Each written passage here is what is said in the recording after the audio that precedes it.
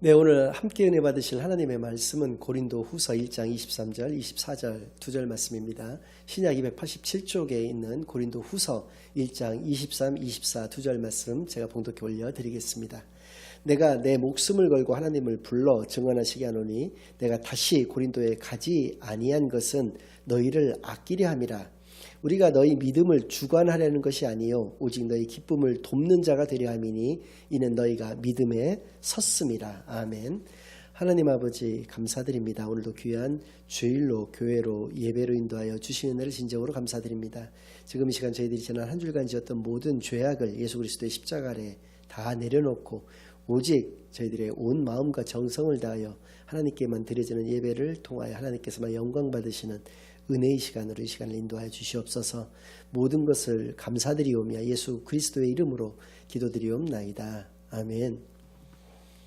네, 오늘은 바울처럼이라는 제목을 가지고 오늘 본문 말씀을 중심으로 하나님의 말씀을 증거하겠습니다. 오늘은 특별히 고린도 교회가 가지고 있었던 모습, 또 그것을 바라본 사도 바울이 고린도 교회에 가졌던 그러한 모습, 또 오늘날의 그런 목회자들, 오늘날을 살아가는 또 특별히 그리스도인들은 어떤 모습을 가지고 있는지 이 세 부분들을 좀 비교를 해가면서 여기에 담겨있는 하나님의 뜻을 발견해 나가는 시간을 갖겠습니다. 먼저 고린도 교회의 모습입니다. 누차 고린도전서를 시간을 통해서 말씀드린 바와 같이 고린도 교회는 한마디로 이야기해서 문제투성이 교회였다.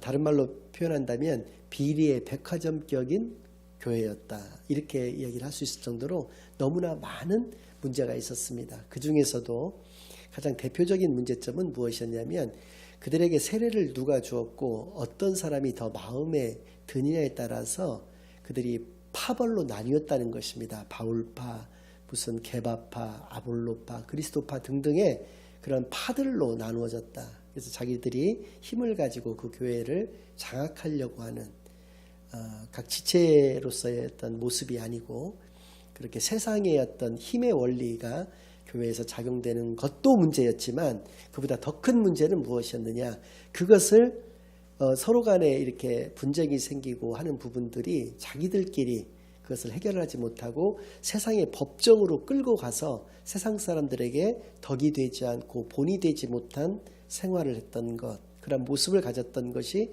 더 큰 문제였다라고 하는 것이었고요. 또 한 가지 심각한 것은 그때 고린도 전서 때 말씀드린 바와 같이 그들에게 나타난 성적인 도덕적인 타락의 모습 10가지가 있다고 말씀을 드렸었는데, 특별히 고린도 전서 5장 1절 2절 말씀을 보면 아주 극에 달했던 사건이 무엇이 있었냐면 자기 아버지가 데리고 살았던 그 아내를 아버지가 죽고 나서 그 아들이 그 아내를 취했다라고 하는 것입니다. 물론 아버지의 아내로 표현되어졌다라고 하는 것은 분명 친어머니는 아니었을 것입니다. 그러나 아버지가 같이 살았던 아내라고 하는 것은 최소 계모였다라고 하는 얘기인데 그 계모를 자기의 여자로 만드는 그러한 악행을 저질렀다는 것이고요. 문제는 그보다 더 심각했던 건 무엇이냐면 교회에서는 그것을 인지했다는 것입니다. 누가 그러한 일을 했다는 것을 알았음에도 교회에서 그를 치리하지 않았다, 그를 쫓아내지 아니했다라고 하는 문제가 있었다는 것입니다. 예를 들어서 그 아들이 오늘날의 개념으로 따진다면 현직 법무부 차관이었다, 또 전직 대통령이었다, 이런 힘 있는 사람이었다는 이유로 교회에서 그를 내쫓지를 못했다.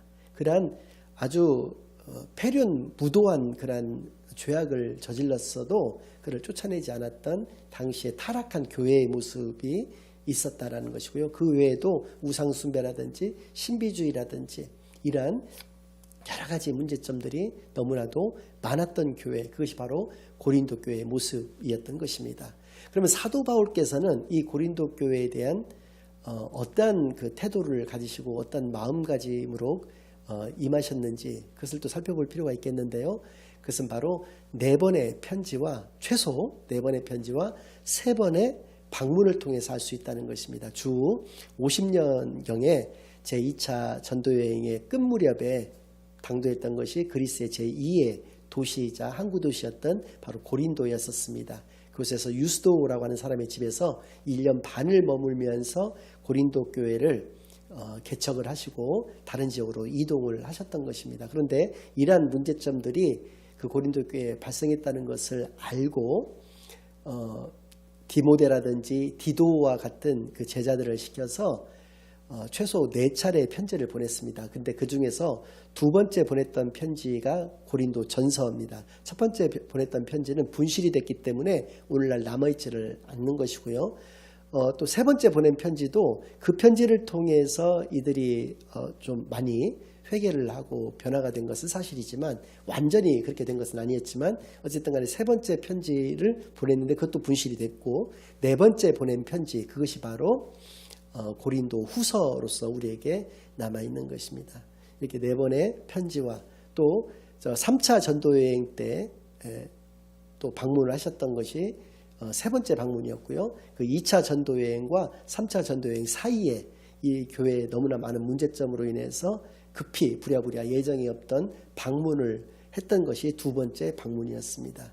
이렇게 참으로 어디에 있든지 간에 이 고린도 교회와 고린도 교회의 교인들을 생각하면서 참 그야말로 피눈물을 흘렸던 것이 사도 바울의 모습이었는데 그러면 오늘날의 그리스도인들 특히 목회자들은 어떤 모습을 가지고 있는가를 사도 바울의 모습을 통해서 비교를 통해서 한번 살펴볼 필요가 있겠는데요.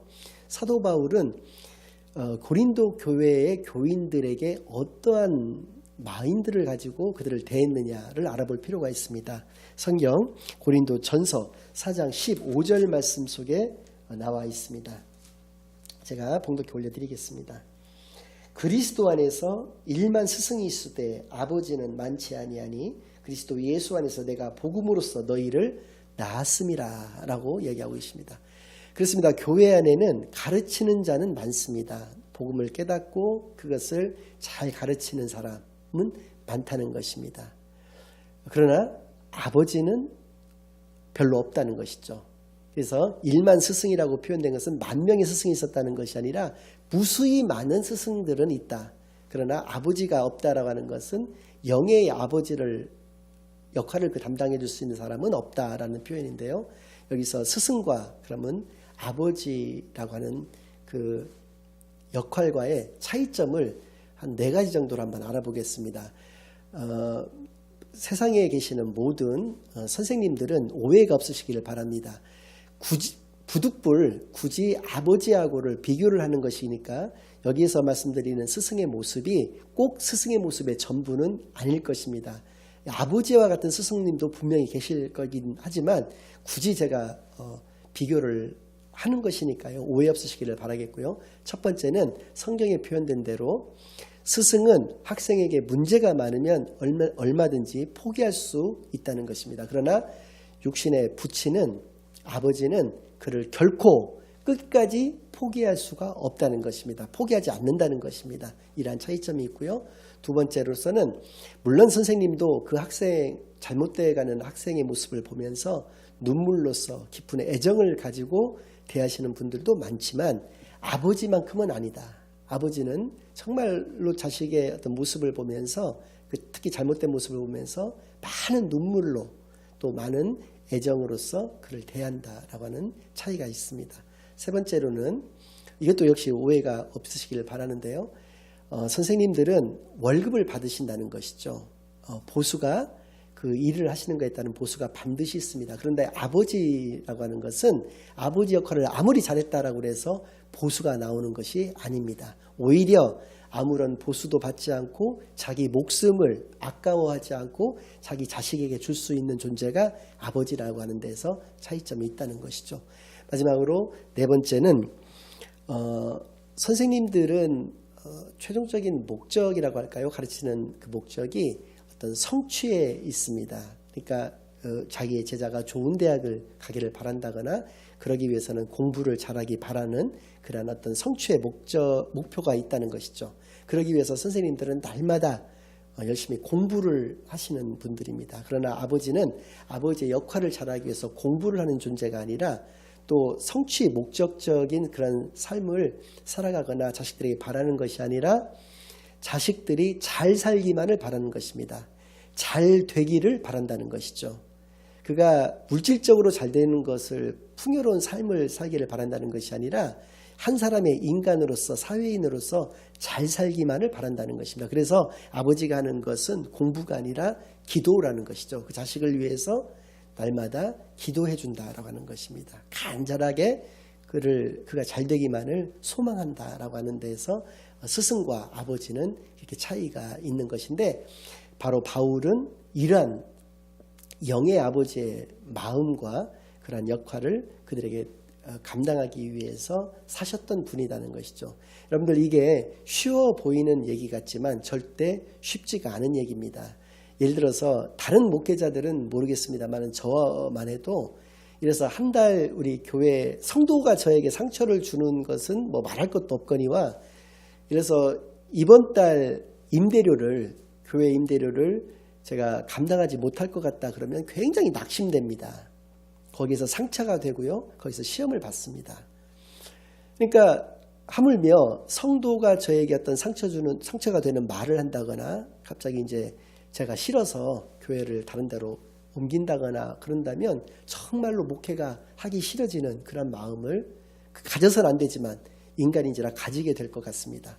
사도 바울께서는 1차, 2차, 3차 전도여행을 통해서 100개도 넘는 교회를 개척을 하셨습니다. 수없이 많은 지역에 수없이 많은 교회들을 개척하신 분입니다. 그깟 고린도 교회에 만약에 그들이 이렇게 몇 차례 애를 썼는데도 불구하고 말을 듣지 않는다면 그냥 포기하면 될 거 아니겠습니까? 그러나 사도 바울께서는 그들이 자기의 자식들이었습니다. 그냥 자기가 개척한 교회의 성도가 아니라 자식들이었기 때문에 포기할 수가 없었다는 것이죠. 그래서 그렇게 눈물로 4차례나, 최소 4차례나 또 3차례나 그렇게 방문을 해서 그들을 한 사람의 그리스도인으로 만들기 위해서 노력했다는 것이죠. 그런데 성도들이 그의 말을 듣질 않았습니다. 왜 그랬냐면 고린도 교회 성도들이 그의 말에 영적인 권위를 인정치 않았습니다. 왜냐하면 거짓 교사들의 사주를 받아서, 여러 가지 이제 이유들을 뒤에 말씀을 잠깐 드리겠습니다만은, 사주로 인해서 그 참 스승이었던 또 참 영의 아버지였던 이 사도 바울의 말씀을 그들이 귀담아 듣지 않게 됨으로 말미암아서 그 문제가 고쳐지지가 않았던 것이죠. 그래서 고린도후서 11장 16절에서 33절 말씀을 보면 사도 바울답지 않은 말씀들이 나옵니다.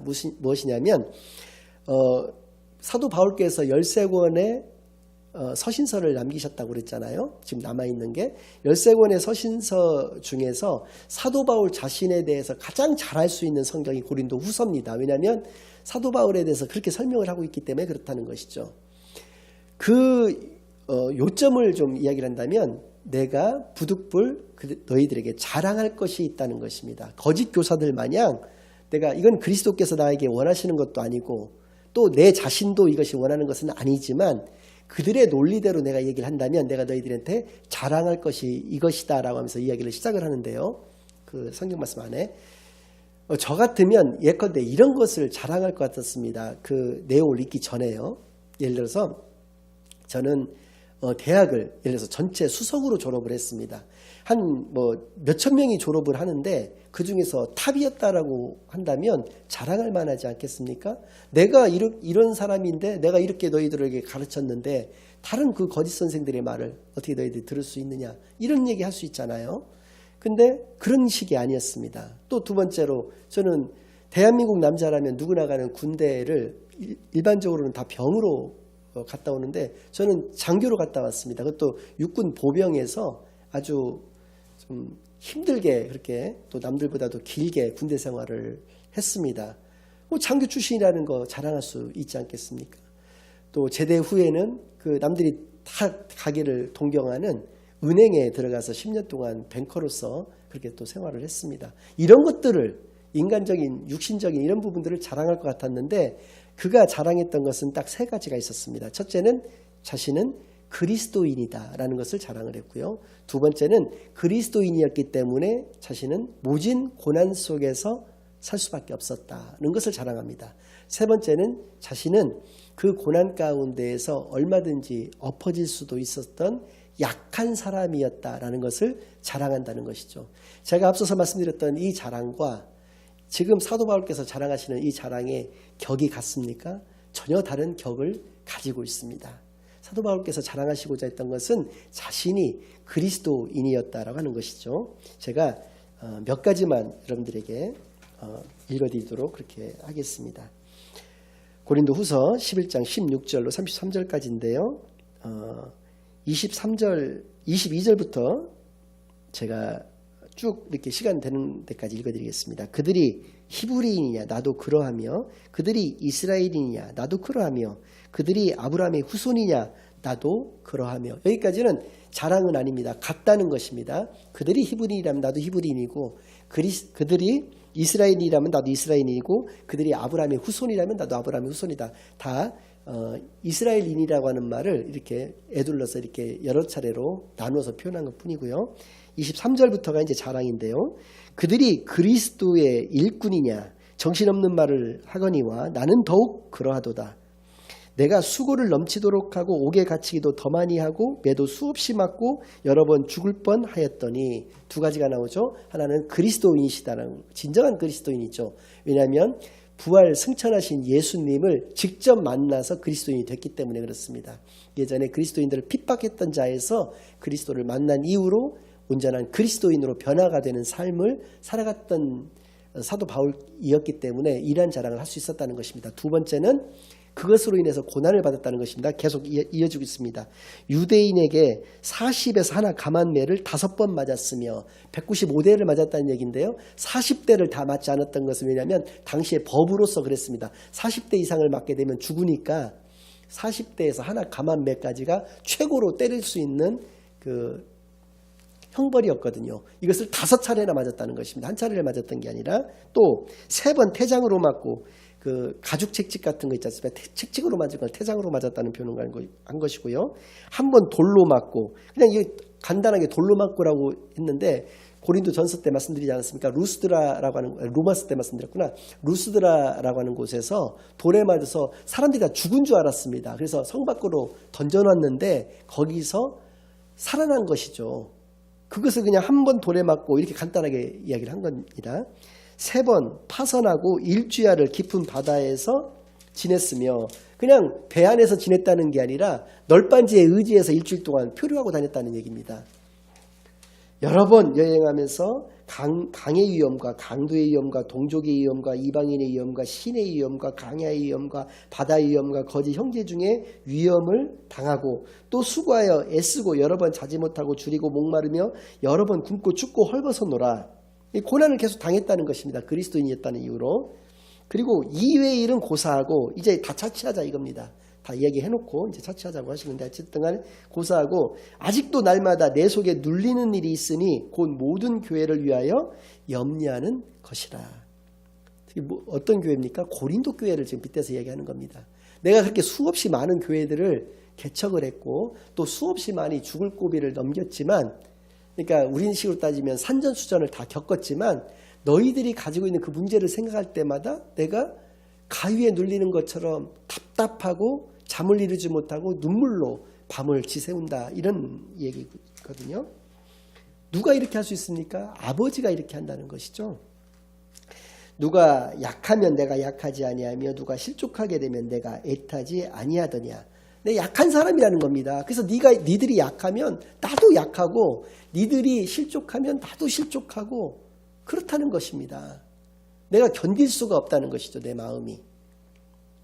내가 부득불 자랑할진데 내가 약한 것을 자랑하리라. 나는 근데 이런 약함이 나는 너무나 좋다는 것입니다.